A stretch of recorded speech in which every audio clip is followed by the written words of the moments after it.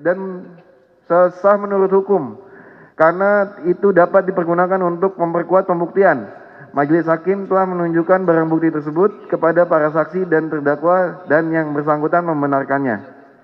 Lanjut. 3 Romawi, analisa yuridis. Sebelum masuk dalam pembahasan analisa yuridis terhadap perkara terdakwa Teddy Minasaputra, maka terlebih dahulu kami akan mengulas teori-teori pertanggungjawaban pidana. Pertanggungjawaban pidana adalah kewajiban individu untuk menanggung konsekuensi atas perbuatannya karena telah melakukan suatu kejahatan yang merugikan. Pertanggungjawaban pidana karenanya menyangkut proses peralihan hukuman yang ada pada tindak pidana kepada pembuatnya. Mempertanggungjawabkan seseorang dalam hukum pidana adalah meneruskan hukuman yang secara objektif ada pada perbuatan pidana secara subjektif terhadap pembuatnya. Pertanggungjawaban pidana ditentukan berdasarkan pada kesalahan pembuat dan bukan hanya dengan dipenuhinya seluruh unsur tindak pidana. Dengan demikian, kesalahan ditempatkan sebagai faktor penentu pertanggungjawaban pidana dan tak hanya dipandang sekedar unsur mental dalam tindak pidana. Seseorang dinyatakan mempunyai kesalahan merupakan hal yang menyangkut masalah pertanggungjawaban pidana.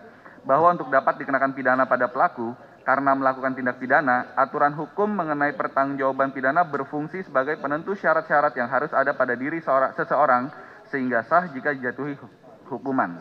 Pertanggungjawaban pidana yang menyangkut masalah pembuat dari tindak pidana, aturan mengenai pertanggungjawaban pidana merupakan regulasi mengenai bagaimana memperlakukan mereka yang melanggar kewajiban.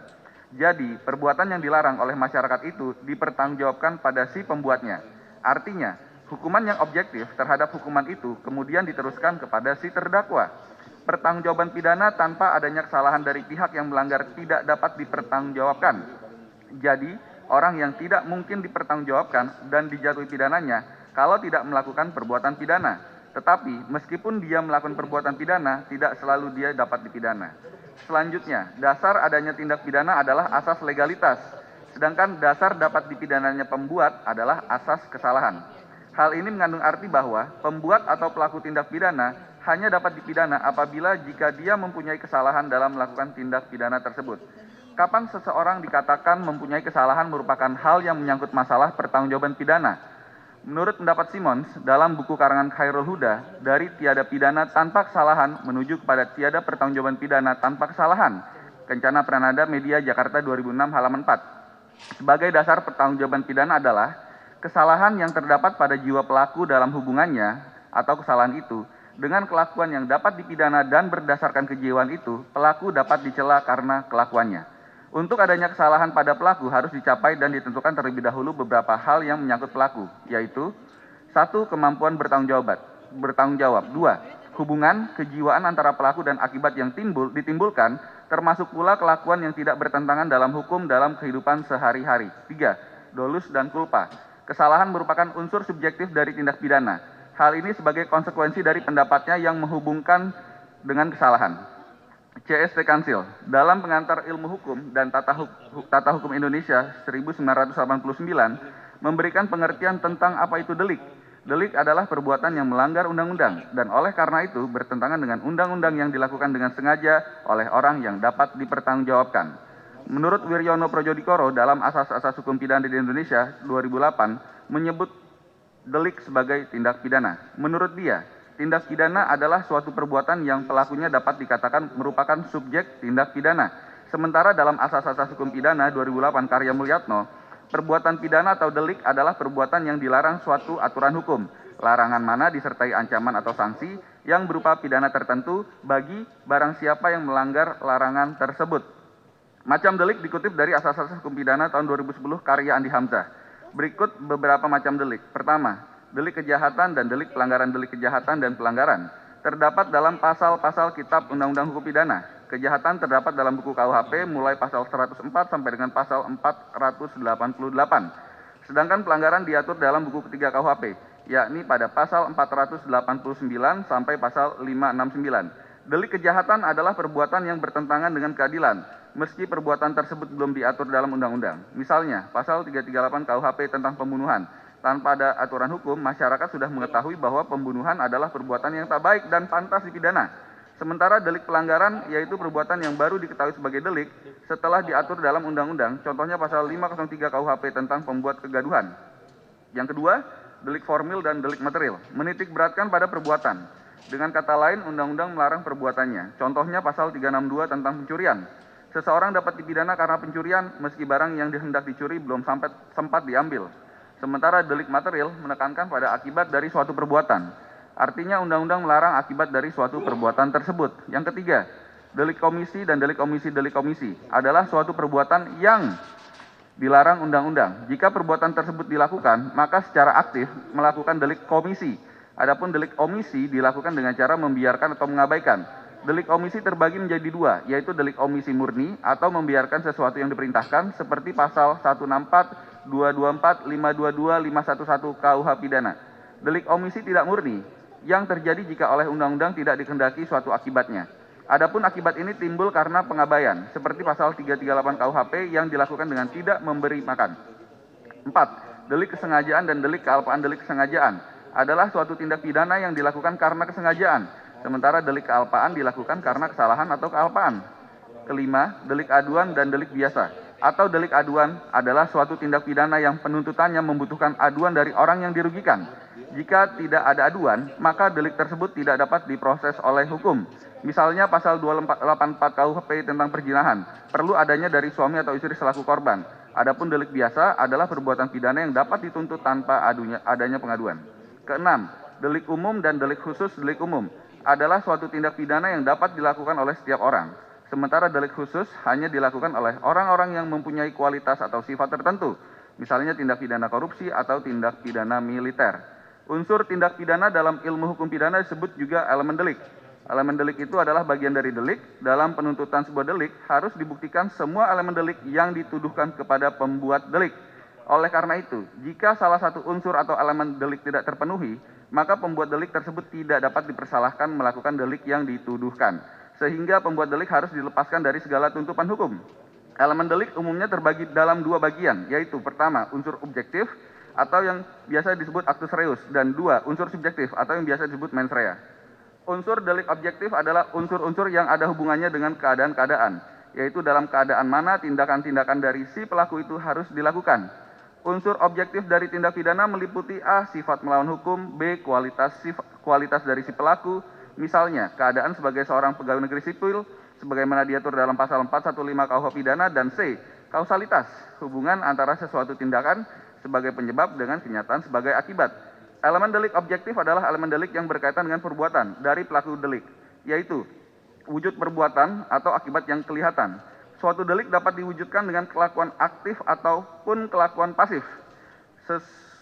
sesuai dengan uraian delik yang mensyaratkannya. Misalnya dalam delik pencurian biasa, pasal 362 KUHP, wujud perbuatannya adalah mengambil barang milik orang lain, sebagian atau seluruhnya. Contoh lain delik tidak memenuhi panggilan di sidang pengadilan sebagai saksi ahli juru bahasa, pasal 224 KUH pidana. Jadi wujud perbuatan dimaksud adalah aktif atau pasif, meliputi jenis delik komisi atau jenis delik omisi atau delictum commission atau delik tidak mentaati larangan dilanjutkan dengan cara tidak berbuat. Perumusan delik bersifat melawan hukum. Perbuatan yang disyaratkan untuk memenuhi elemen delik objektif adalah bahwa dalam melakukan perbuatan itu harus ada elemen melawan hukum. Suatu perbuatan melawan hukum adalah perbuatan yang dilarang untuk dipatuhi atau diperintahkan untuk tidak dilakukan seperti yang tercantum dalam aturan pidana. Hukum pidana membedakan sifat melawan hukum menjadi dua macam arti utama, yaitu melawan hukum dalam arti formil. Zainal Abidin menjelaskan bukunya yang berjudul Hukum Pidana 1 Sinar Grafika, Jakarta 2007 halaman 242, bahwa dikatakan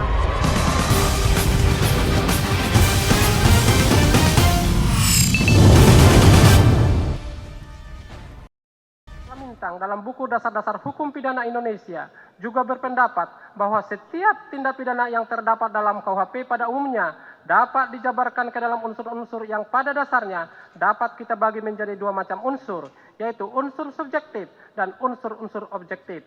Yang dimaksud dengan unsur subjektif adalah unsur-unsur yang melekat pada diri pelaku atau berhubungan dengan diri si pelaku dan termasuk ke dalamnya, yaitu segala yang terkandung dalam hatinya. Sedangkan yang dimaksud unsur objektif yaitu unsur-unsur yang ada hubungannya dengan keadaan-keadaan, yaitu di dalam keadaan-keadaan mana tindakan-tindakan dari si pelaku itu harus dilakukan. Berdasarkan ketentuan Pasal Undang-Undang Nomor 8 Pasal 8 Undang-Undang RI Nomor 35 Tahun 2009 tentang narkotika, bahwa narkotika golongan 1 dilarang digunakan untuk kepentingan pelayanan kesehatan dan hanya dapat digunakan untuk kepentingan pengembangan ilmu pengetahuan dan teknologi, serta dalam jumlah terbatas atas izin Menteri Kesehatan dan rekomendasi Badan Pengawas Obat dan Makanan saja. Berdasarkan fakta-fakta yang terungkap di persidangan dengan alat bukti berupa keterangan saksi-saksi, surat dan juga keterangan terdakwa, serta petunjuk dikaitkan dengan barang bukti yang ditunjukkan di muka persidangan, diperoleh fakta hukum bahwa terdakwa pada waktu dan tempat serta perbuatan sebagaimana dalam surat dakwaan tidak ada izin dari pihak berwenang, dalam hal ini Menteri Kesehatan, atau bukan digunakan untuk kepentingan pengembangan ilmu pengetahuan, teknologi, reagensia diagnostik, serta reagensia laboratorium. Dengan demikian, perbuatan terdakwa tersebut bertentangan dengan hukum pada umumnya, yaitu Undang-Undang Republik Indonesia Nomor 35 Tahun 2009 tentang narkotika, karena tidak ada izin dari Menteri Kesehatan. Lagi pula, narkotika golongan 1 dilarang digunakan untuk kepentingan pelayanan kesehatan dan hanya digunakan untuk kepentingan pengembangan ilmu pengetahuan dan teknologi secara terbatas dengan izin Menteri Kesehatan atas rekomendasi Badan Pengawas Obat dan Makanan. Bahwa berdasarkan fakta-fakta yang terungkap dalam persidangan, sebagaimana yang telah kami uraikan di atas, maka sampailah kami kepada pembuktian unsur-unsur tindak pidana yang didakwakan kepada terdakwa, yang kami susun dalam bentuk alternatif, yaitu pertama, melanggar pasal 114 ayat 2 Undang-Undang Republik Indonesia Nomor 35 Tahun 2009 tentang narkotika, junto pasal 55 ayat 1 ke 1 KUHP, atau kedua, melanggar pasal 112 ayat 2 Undang-Undang Republik Indonesia Nomor 35 Tahun 2009 tentang narkotika, junto pasal 55 ayat 1 ke 1 KUHP. Oleh karena itu, penuntut umum akan memilih dakwaan pertama, yakni melanggar pasal 114 ayat 2 Undang-Undang Republik Indonesia Nomor 35 Tahun 2009 tentang narkotika, junto pasal 55 ayat 1 ke 1 KUHP dengan unsur-unsur sebagai berikut. 1. Setiap orang. 2. Tanpa hak atau melawan hukum. 3. Menawarkan untuk dijual, menjual, membeli, menerima, menjadi perantara dalam jual beli, menukar atau menyerahkan narkotika golongan 1 bukan tanaman yang beratnya lebih dari 5 gram. 4. Mereka yang melakukan, yang menyuruh melakukan, dan yang turut serta melakukan. 1. Unsur setiap orang. Bahwa yang dimaksud dengan unsur setiap orang dalam hukum pidana adalah setiap manusia, baik laki-laki atau wanita, tua atau muda, pejabat atau rakyat biasa, dan lain-lain, sebagaimana yang dibebani dan memikul hak dan tanggung jawab sebagai subjek hukum yang cakap, sehingga perbuatan yang dilakukan tidak ada alasan pembenar maupun alasan pemaaf. Seseorang akan dipertanggungjawabkan atas tindakan apabila tindakan seseorang tersebut bersifat melawan hukum dan tidak ada peniadaan sifat melawan hukum atau alasan pembenar. Dikatakan seseorang mampu bertanggung jawab bila mana pada umumnya: 1. Keadaan jiwanya tidak terganggu oleh penyakit terus-menerus sementara, tidak cacat dalam pertumbuhan, tidak terganggu karena terkejut dengan perkataan lain dalam keadaan sadar. 2. Kemampuan jiwanya dapat menginsapi hakikat dari tindakannya, dapat menentukan kehendaknya atau tindakan tersebut apakah akan dilaksanakan atau tidak, dapat mengetahui ketercelaan dalam tindakan tersebut.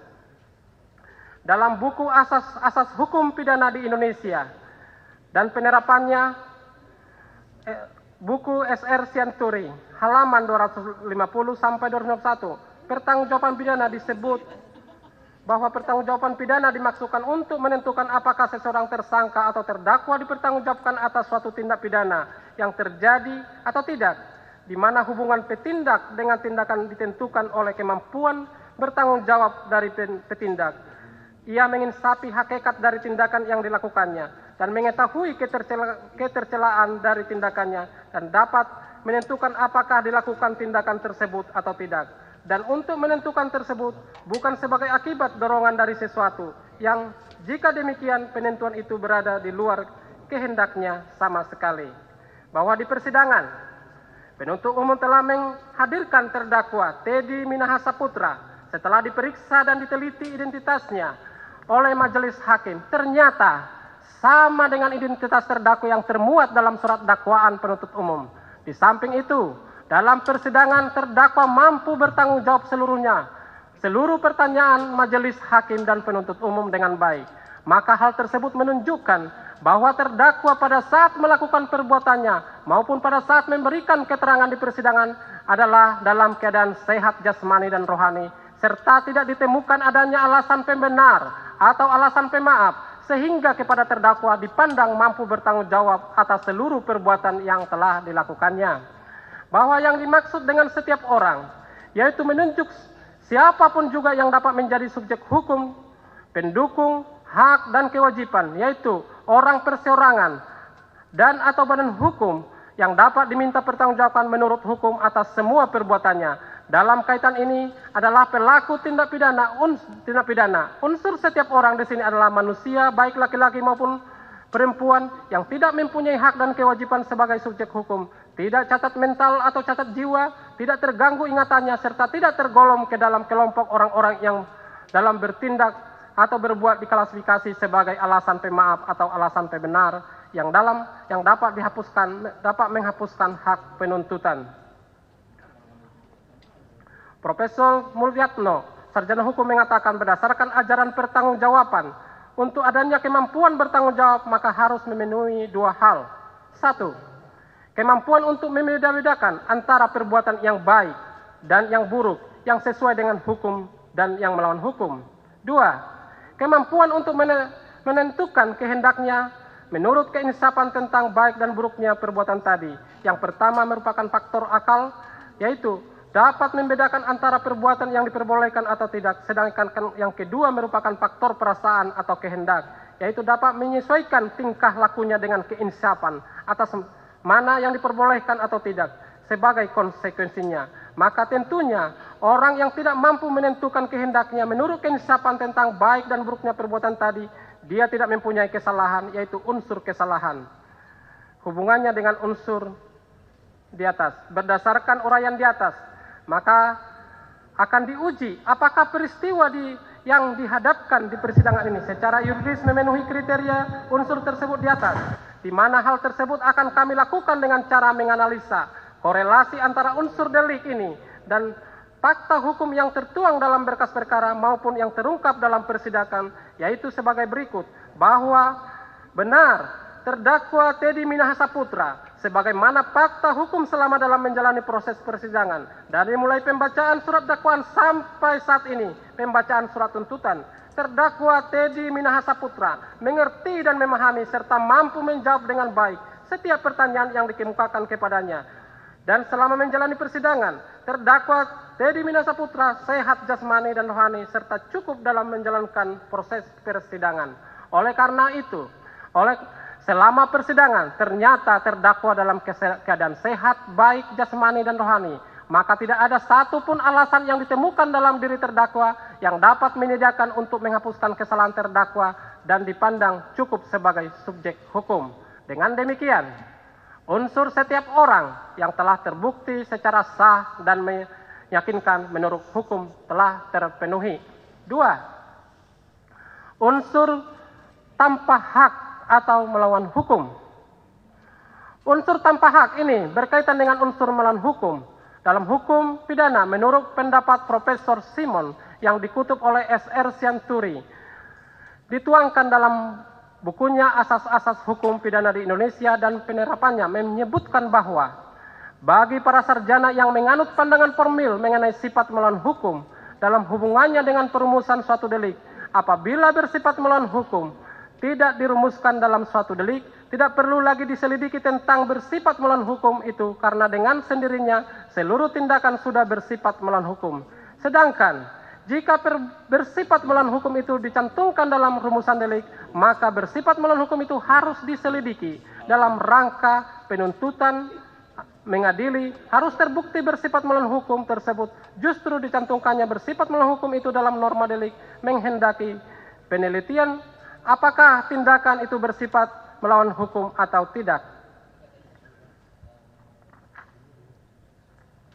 Dijelaskan oleh Lamintang bahwa istilah tanpa hak dalam hukum pidana disebut juga dengan istilah Wonderlic. Menurut Lamintang meliputi beberapa pengertian, yaitu bertentangan dengan hukum objektif. 2. Bertentangan dengan hak orang lain tanpa hak yang ada dalam diri seseorang atau tanpa kewenangan. Atas dasar itu, maka atau arti atas frasa tanpa hak dalam Undang-Undang Republik Indonesia Nomor 35 Tahun 2009 tentang narkotika dapat dimaknai sebagai perbuatan yang bertentangan dengan hukum objektif, perbuatan yang bertentangan dengan hak orang lain, perbuatan yang dilakukan tanpa hak yang ada pada diri seseorang atau perbuatan dilakukan tanpa kewenangan. Bahwa menurut penjelasan Pasal 6 ayat 1 huruf A Undang-Undang Republik Indonesia Nomor 35 Tahun 2009 tentang narkotika, dalam ketentuan ini yang dimaksud dengan narkotika golongan 1 adalah narkotika yang hanya dapat digunakan untuk tujuan pengembangan ilmu pengetahuan dan tidak digunakan dalam terapi serta mempunyai potensi yang sangat tinggi mengakibatkan ketergantungan.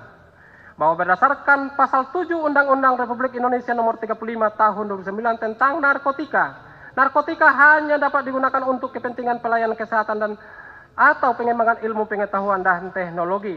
Dan berdasarkan Pasal 8 ayat 2 Undang-Undang Republik Indonesia Nomor 35 Tahun 2009 tentang narkotika, ditentukan narkotika golongan 1 dapat digunakan untuk kepentingan pengembangan ilmu pengetahuan, teknologi, dan reagnesia diagnostik serta meanesia laboratorium setelah mendapat persetujuan Menteri atas rekomendasi Kepala Balai POM. Secara rinci, Undang-Undang Narkotika telah memberikan penjelasan bahwa narkotika hanya dapat digunakan untuk kepentingan pelayanan kesehatan dan atau pengembangan ilmu pengetahuan dan teknologi. Apabila seseorang ingin menggunakan narkotika untuk kepentingan tersebut, maka hanya mendapatkan izin khusus dan atau persetujuan dari Menteri. Dalam hal ini Menteri Kesehatan sebagai pejabat yang berwenang atas rekomendasi dari Badan Pengawas Obat dan Makanan atau pejabat yang berwenang lainnya, sehingga yang dimaksud dengan tanpa hak atau melawan hukum dalam kaitannya dengan undang-undang narkotika adalah izin dan atau persetujuan dari pihak yang berwenang untuk hal ini, yaitu Menteri atas rekomendasi Balai POM atau pejabat yang berwenang lain berdasarkan undang-undang narkotika. Unsur melawan hukum merupakan unsur yang harus ada atau mutlak dalam suatu tindak pidana, baik disebutkan atau tidak disebutkan. Meskipun adanya sifat melawan hukum implikasi dan eksplisif dalam satu pasal masih dapat perdebatan, tetapi tidak diragukan lagi bahwa unsur ini merupakan unsur yang harus ada atau mutlak dalam suatu tindak pidana. Sebelum kami menguraikan unsur ini lebih jauh, kami mengemukakan dulu pengertian narkotika berdasarkan Pasal 1 Angka 1 Undang-Undang Republik Indonesia Nomor 35 Tahun 2009 tentang narkotika. Yang dimaksud dengan narkotika adalah zat atau obat yang berasal dari tanaman atau bukan tanaman, baik sintetis maupun semi sintetis, yang dapat menyebabkan penurunan dan perubahan kesadaran, hilangnya rasa, mengurangi sampai menghilangkan rasa nyeri, dapat menimbulkan ketergantungan yang dibedakan ke dalam golongan-golongan sebagaimana terlampir dalam undang-undang.